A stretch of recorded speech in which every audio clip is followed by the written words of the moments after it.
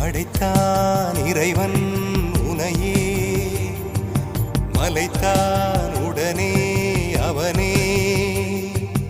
அழகை படைக்கும் திறமை முழுக்க உன்னுடன் சார்ந்தது, என் விழி சேர்ந்தது. விடிய விடிய மடியில் கிடக்கும் பொன்வினை உன்மேனி மீட்டட்டும் என் மேனி. இறைவினில் வந்து கலந்திடு, வீரல் பட மெல்ல காணிந்திடு.